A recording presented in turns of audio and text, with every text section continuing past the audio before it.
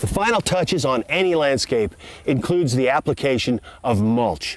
Mulch is anything you cover the soil surface with, whether it's a woven polypropylene fabric like this one or one of the other new landscape fabrics. They're all designed to allow air and water to go down through them, but to keep weeds from coming up through them. And of course, mulch can also be shredded bark, cocoa hulls, or even gravel. This is shredded hardwood bark mulch. It has some characteristics that make it a pretty darn good mulch. It's inexpensive, it's readily available, it biodegrades, it insulates the soil, keeps it a little warmer in the winter and a little cooler in the summer, and it retains moisture while it's keeping the weeds out of your landscape. Now, gravel is another great mulch. It's a little bit more expensive to buy initially, but it lasts forever. And it's very easy to clean leaves and debris off it with a blower vacuum type thing. But there are different gravels. Some are multicolored, like that Colorado glacier stone. Some are actually manufactured gravels, not real stone at all. And some are really little. Pea gravel, for instance. Now, I'm not very fond of pea gravel in a landscape because kids, cats, and dogs can knock it out of place very easily. And then there's this. I thought this was dirty gravel when I bought it, but instead it washes to this. And in fact, it's coated with fertilizer.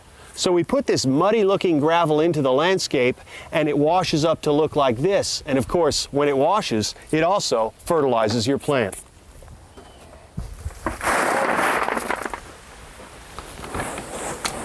Besides insulating the soil and holding moisture in, mulch can also be used to control erosion. Now, in a shady location like this, I'm not at all concerned about weeds coming up. In fact, weeds have a tough time coming up in the shade. But what I want to do here is keep the soil from eroding away. We've got these nice cypress knees coming up here, and I'd like to quit having to mow over the top of them and cut them off. So I'm going to mulch this whole area. You know, when I apply this, I want a nice thick layer, at least 3 to 4 inches thick.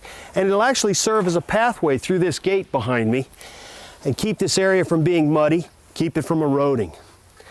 You know, besides all the things that mulch can do, there are a few things that mulch ought to do.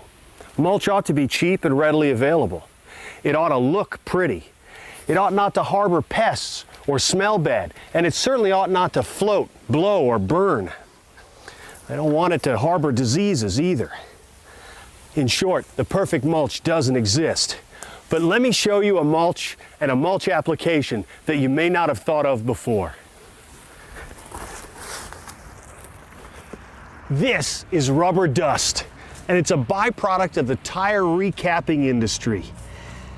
Basic black. Any plant, whether green, red, or yellow, looks terrific in this. Think of it as evening wear for your landscape.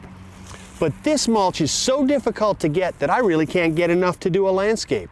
The demand for it far exceeds the supply. It's time-consuming to make, and it's wanted because it does one thing that no other mulch does nearly as well. If you fall on it, you bounce. It's perfect for playgrounds. Whatever you need mulch to do, whether it's controlling erosion, holding the moisture in, or keeping the weeds down, mulch, it's got you covered.